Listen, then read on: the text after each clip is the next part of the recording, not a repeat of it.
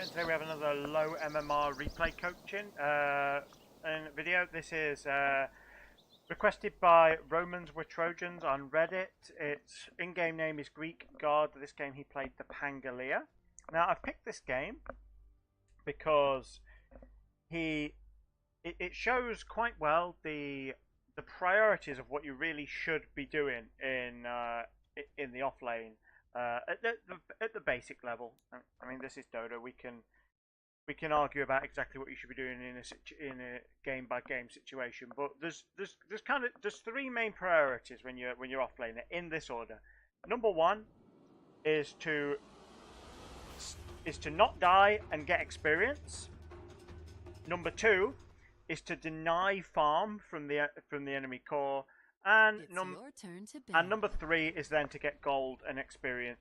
Sorry, just to get gold yourself. Now, it's easy. We could argue about the exact order of those, depending on game situation or who you're up against and stuff like that. But generally, they will apply to most games, particularly at a low level. And we can consider that if you're offlaning, particularly if you're solo offlaning, and you don't die, you don't give away kills, and you manage to stay in experience range for the majority of the time, then really you've won your lane.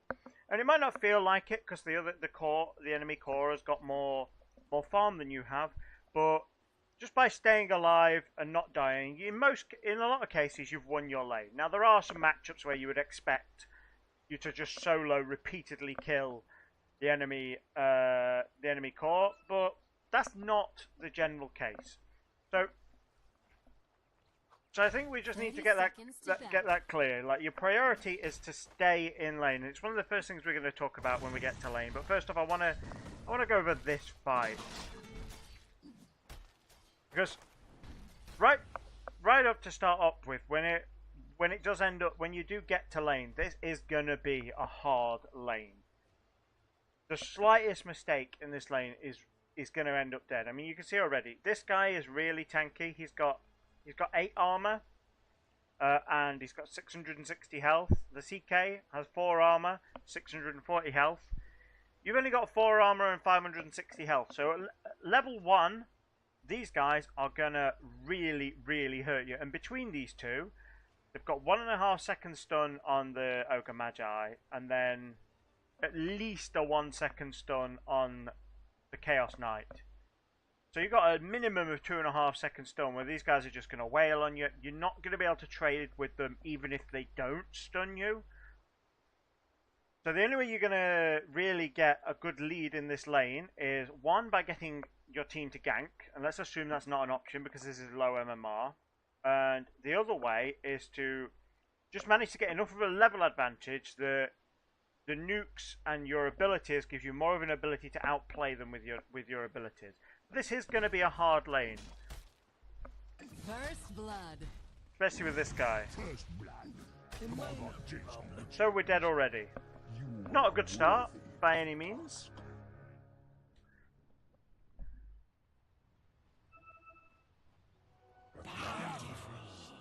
So let's fast forward a bit. We're walking back to lane because the TP's on cooldown. That's irritating. You should, when that fight was going on, you really should have just backed out. When you've got two really tanky heroes like an Ogre Magi and a Chaos Knight, you need to run, especially when they have stuns and you don't have any, because there's not really any potential to outplay them there. So when we get to lane,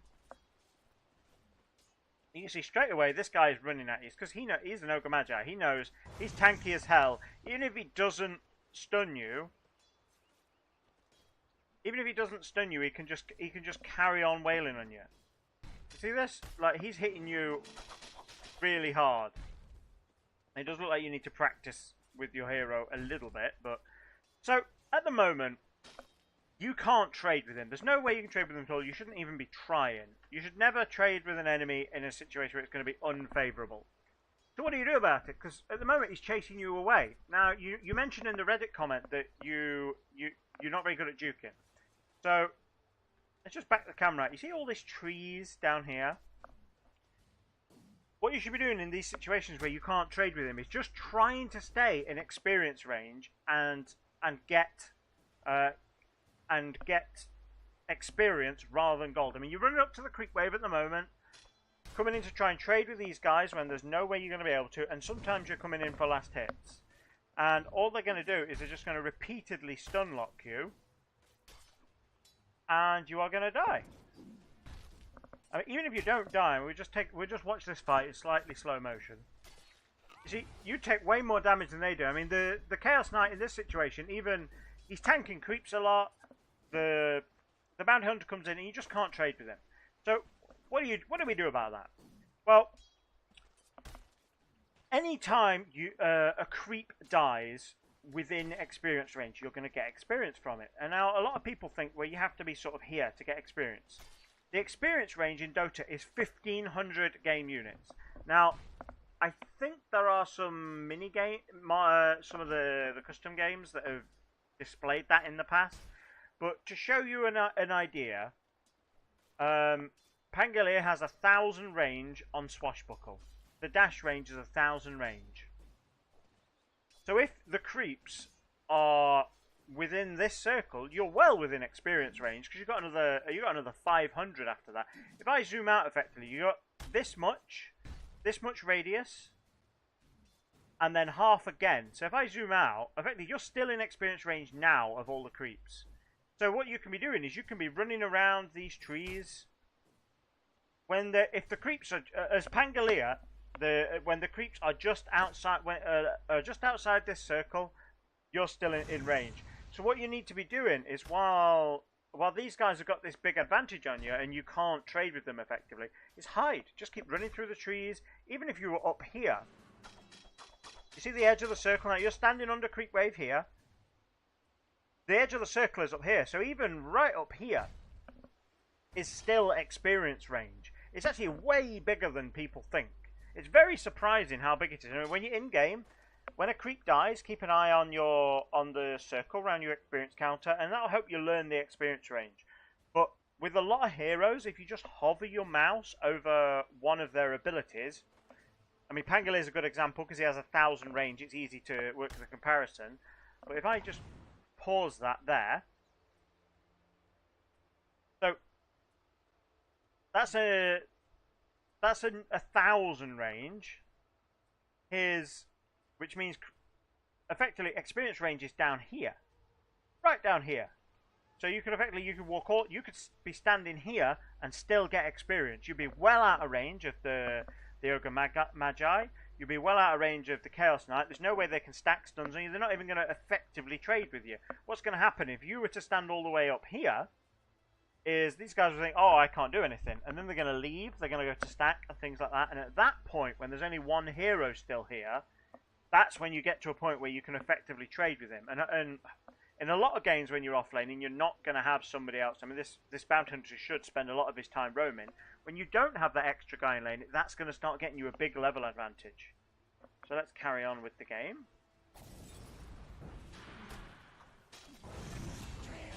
See, unfortunately, you see, this is the thing with... These guys are both really tanky, and they both have stuns, so it is a hard lane.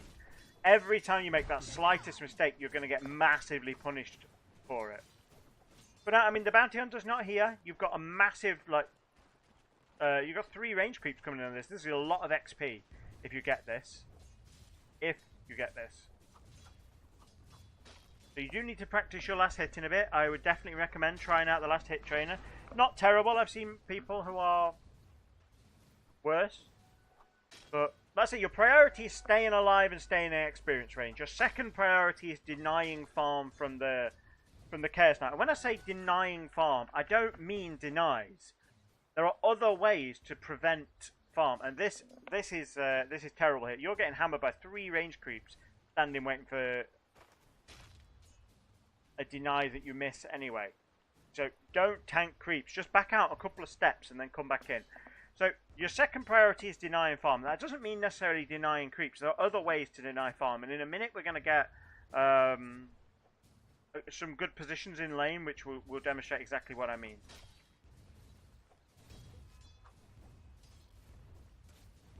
You're getting a lot of experience now. These guys aren't. Some of your creeps are dying up here. These guys are nowhere near it because they're bad.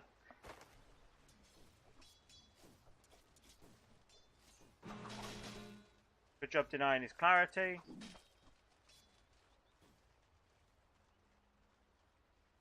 I'm going to change to your player perspective now. Speed up a little bit.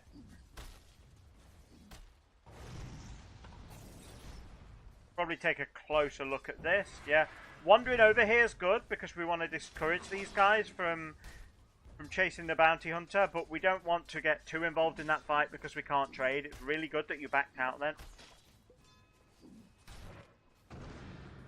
Right, that was... Whenever you do want to do a shield crash, one of the things I think it's worth noting about it is the important bit about it isn't necessarily the damage it does. It's the damage reduction. So most of the time you want to save shield crash so that you can use it in combination with swashbuckle for either positioning first or after. When you use them in combination, you can trade really aggressively when you have both abilities up. Like you can walk up, you hit someone a couple of times, you shield crash them as soon as they start trying to trade with you. When it gets dangerous, you use the swashbuckle to back out to a safe range. Oops.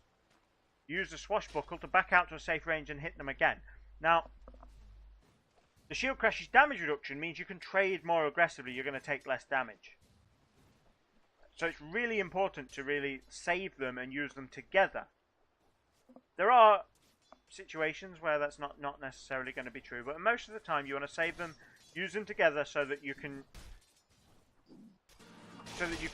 trade with them. Like here, you're using just one spell. And if you had enough mana to cast both these, which you would have had in a few seconds, you could have run in to the Chaos Knight, traded aggressively with the shield crash, and then use the swashbuckle to get out to a safe range and hit him as you escape. So what we're going to start seeing now, slightly, is the Chaos Knight is at the moment you have a lot of HP. The Chaos Knight doesn't. And what that's making him do is it's making him focus less on farming and more on staying alive. Until this happens. And you get traded with. Hopefully we'll get another good opportunity to... You see how little damage you're taking with the shield crash up? It's really important when you can to save that and use them together. Right, let's fast forward till you've healed. Okay, so we're back again. So our goal here is, our priority isn't necessarily to farm. It's stay in XP range and bully the Chaos Knight. And bully the Chaos Knight means that a lot of the time we can, if you stand around nearby when he's got less health than you, he will be afraid to farm.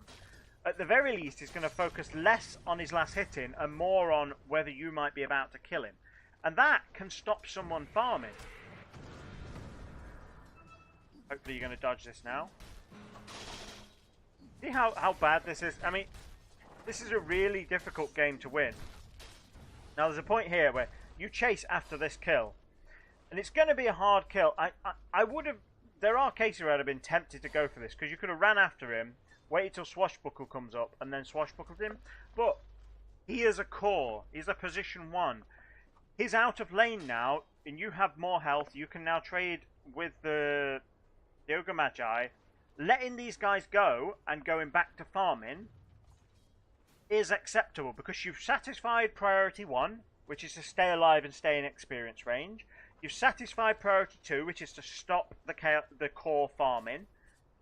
There was no need to chase away from that creep wave because then you go on to priority 3, which is to get farm for yourself. Notice, killing the enemy core doesn't come into those priority lists for an offlaner. Now, it's always a good thing to kill the enemy core, but backing back up and getting like 3 or 4 more last hits means that you lose less health in the being pinged by creeps as you chase him. You lose less health being pinged by the Ogre Magi as you chase the CK, and you get back and you get a couple hundred extra gold, so that when the Chaos Knight does come back, you're in a better position to fight him. Let's just speed this up. Bountiful. It's one of these things, your offlane priorities is something that's difficult to talk about because it changes so much depending on who's in the game and what's in the game.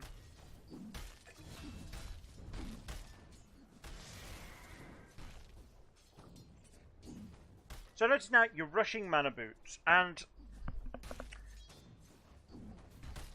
I'm not a fan of this, particularly in this game, because there's no way, no matter how much mana you have, you are not going to beat these guys by spamming spells and out-harassing them. Your problem is that they have more armor than you, and they have more damage than you, as well as the disables. Very nice there. Watch this, because you might get an opportunity to kill the CK here. Before I carry on about my rant here. Okay, fair enough. You notice now the CK is going to back out. Let's take a look at from his perspective. See how scared he is? He's not farming now. And all the time he's not farming, you have won your lane.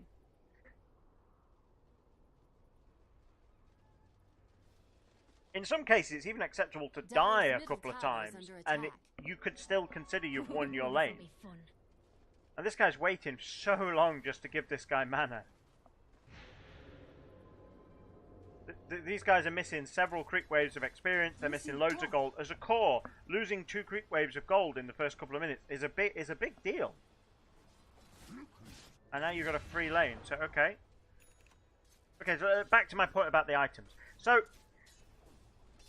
in a lot of games, it's not really about how you spam. I mean, you will get to a point like when you've got the javelin later that being able to spam these consistently means it's more likely to go for kills. Like say, right here, you could go for a kill here if it's fast enough. But like I said, you've already satisfied priority 1 and priority 2. Your third priority is to go back and get farm. If you can't get this kill within, let's say, 5 seconds maximum, then you should just leave it. Now that takes a bit of experience and judgment, but let's just see how long. Let's see if we do chase this. I'm hoping you don't, because what you should do here is go back to farming. Perfect. This is perfect. Don't take it from her. There's been a couple of instances in this game where you've chased far too long, and with those guys having 2 stuns and being so tanky, they don't have to have a lot of HP to waste your time. And this guy, even right under his tower, he's gonna be scared. Right.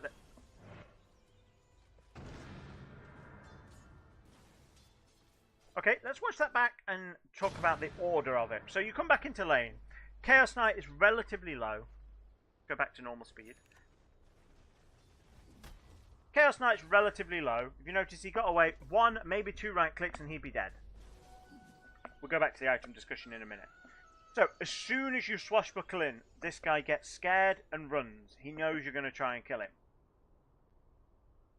Now, a smart player, a really experienced player, will know you can kill him right away. And he'll back out earlier. But if you notice, this guy doesn't react and start running until after you nuke him. What you could have done, because you didn't actually move forward very far with the swashbuckle, is you keep running up to him, try and get a right click in before you swashbuckle. Even if he turns and runs before you get a chance to right click him, he's going to have moved to here before you swashbuckle. Now the tower is already targeting creeps, which means you're going to manage to run all the way to here before the tower might aggro you. Now, once that happens, the CK has to keep running. He's going to go past the tower. You can then use the swashbuckle to get closer position on the CK and nuke him. And this is all assuming he was smart enough to run right from the start. If he's not, maybe you get 1, maybe you get 2 hits in. And it's at that point, once you've got a couple of hits in, then you use your shield crash and you use your swashbuckle to really drive home the kill. Because if this guy hadn't reacted fast enough, let's check his health. If he hadn't reacted fast enough, he's got 83 health. If he hadn't seen it coming that you were going to try and kill him, you would need to hit him twice. Chances are you get to hit him at least once, and you only need to hit him twice. But you're on full health now.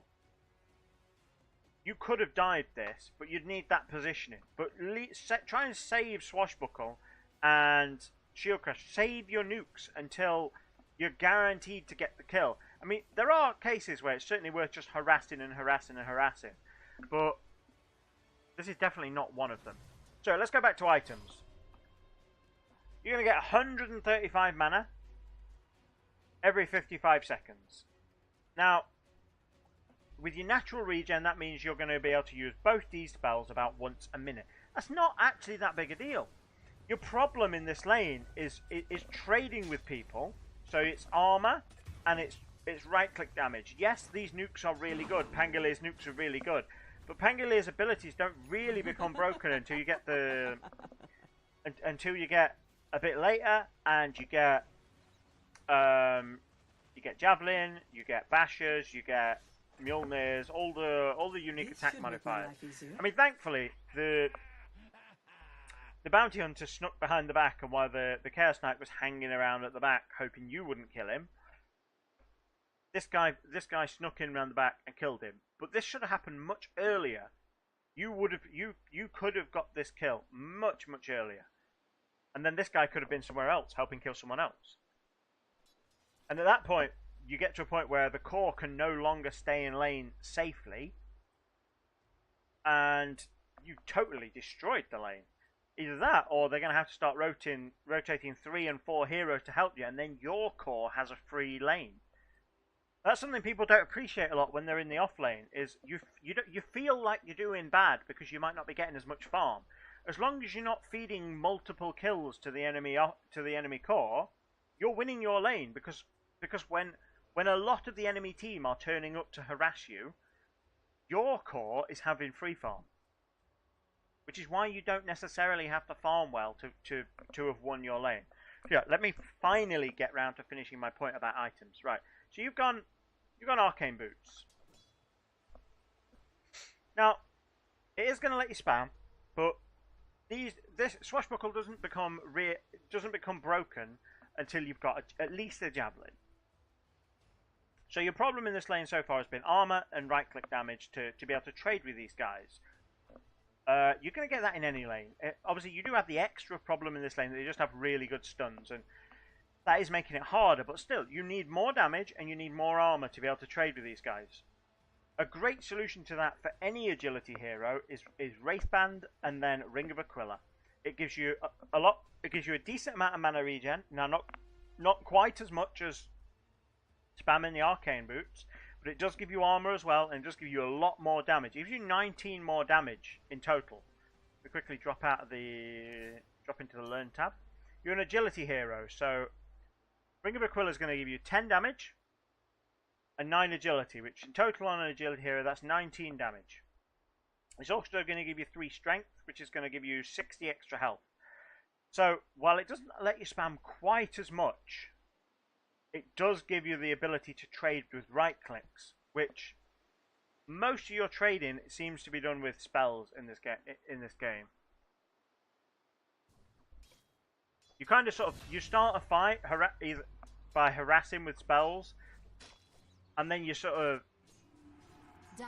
you try and follow that up with right clicks. And what it should be the opposite way round. It should be you start trading with right clicks until you get an opportunity, and then you finish the kill with your spells. I mean, Dota is a very fluid game. There's always exceptions. There's always moments you have to be aware of other ways to do it. But generally speaking, you start by harassing with right clicks. Wait till your nuke will get or very nearly finish the kill. Fast forward till you're alive again. Radiant's top tower is under attack.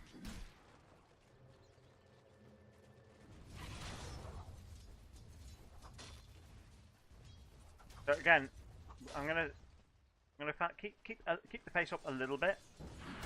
You're really under level, but part of the problem is this guy. Don't be angry. I like how you.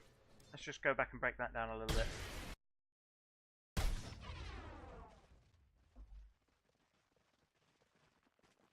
I'll break down exactly what you did here and why it's so good. We're going to slow it down. So priority number 1, getting experience. We're doing that. Priority number 2, stopping the CK farming. Well, he's running away from the bounty hunter currently, so he's doing that. Priority number 3, get farm for yourself. So if we look at what you do here, CK initiates on the bounty hunter. Now, bounty hunter cannot trade effectively with CK, and we might also have the Ogre Magi nearby. We don't know exactly where he is at this exact moment. We could look at the map. He's mid at the moment, but let's assume we don't know that. Ogre Magi could, and he could very nearly be dead.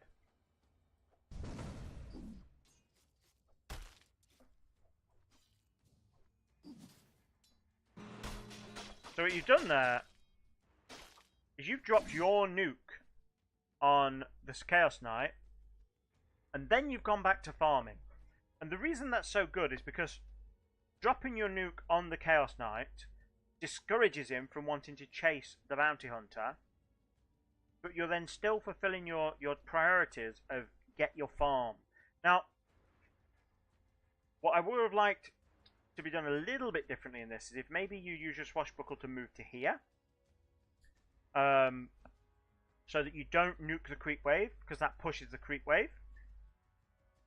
Maybe hit the Chaos Knight a couple of times just to really get the extra trading in, because he can't hit both of you at the same time, and then you back out and focus on farming. You basically keep an eye on the last hits while you're trading with this guy, and then go back to them. Don't be angry. You see, I mean, the bounty hunter lost a lot of his health in that, but CK lost a lot of health too, and you're getting free farm now, even though your bounty hunter's challenging you to it. The phantom flies. Now, because he's lost so much health, he's a little bit scared to come up and trade with you and farm, even though these guys should be able to trade better with you.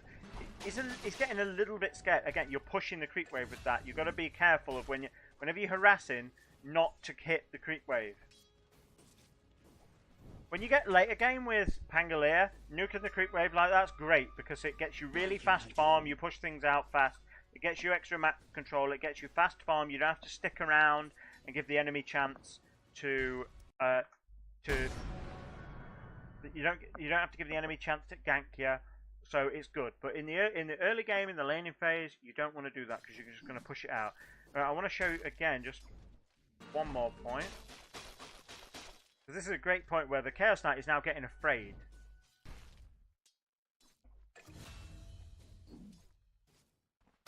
So he's still trying to farm occasionally, but if we look, he's backing out much further. If we look at his perspective, he's backing out much further, so he's going to have to travel further to get his last hits. It's much hard. I mean, he's almost backing up to the edge of the creep wave. This guy is having a rough time. So for this past couple of minutes, you are winning this lane because you're not dying, you're getting experience, you're stopping the Chaos Knight farming, and you're getting gold for yourself. They're your main priorities, and for the past couple of minutes, you're doing better than that. I mean, your first couple of minutes were really sketchy, but do much better now. But again, it's easy to do better with Pangolir because. Easy to do better with Pangolir because he's broken as hell. You are too much. Okay, I think I'm going to cut it there. I'm just going to say one thing about your last hits. I mean, you have had time to last hit. A lot of your priority shouldn't be on last hitting, but looking at the chances you got in this game, I would have expected your last hitting to be higher than it is. So I'm going to suggest you go and spend some time with Pangolir in the last hit trainer. It's really good. I also did a video before the last trainer came out on ways to practice last hitting.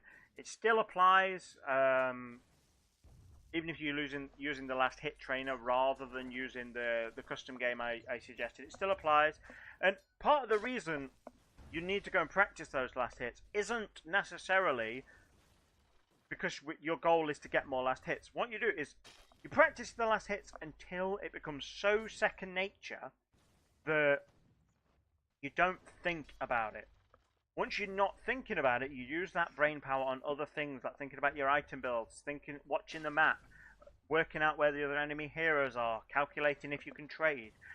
So practice last hitting, even though your goal would not necessarily be to last hit. I mean, I would expect you to have 35 to 40 in this game, considering on how it's gone. If you were good at last hitting, I wouldn't expect like core level farms of like 50, 60, 70 last hits, because you have had some a lot of moments where you're focusing more on fighting, and probably should have been, but you should certainly have a fair amount more. And like I say, once you practice to the point where it's just second nature, it frees your brain up to think about other things, and that can really help the rest of your game sense and the rest of your play. So go into a game and practice. So yeah, so that's it. That's your offlane priorities, and try and think about and follow those. Also, item builds. This isn't horrendously bad if you're going to go into Guardian Greaves later, but I think you really would be much better off if you got Wraith Band into Ring of Aquila early. It would also help your last hitting. You'd have much more farm. It'd help you trading, so you'd have been able to chase the CK out more. So yeah, those are your main things. And then you're doing the item build after that right, as far as I'm concerned. Like going into the Javelin after that is fine. I think it's just your first few minutes of this game, learn your experience range, learn your offlane priorities, and I think you'll have a much better time in lane. Because once you've got past the first few minutes, you start getting a level advantage. You are starting to win this lane. But I think it's kind of a bit late then, and CK's already got a few kills. So you need to tighten up your first 5 minutes, and I think you'll be pretty solid for and your MMR will start to climb while you're playing Pangolir. Hopefully, right. Thanks for watching. I really hope this helps you. Please report back. Join the Reddit discussion if it has helped you, or if it hasn't. You know, feedback's always appreciated. I'm gonna put the discussion up on Reddit, so come join in with that. Otherwise, please like, subscribe, all that rubbish. Thanks for watching. Make sure you watch the other videos too. See you soon. Bye bye.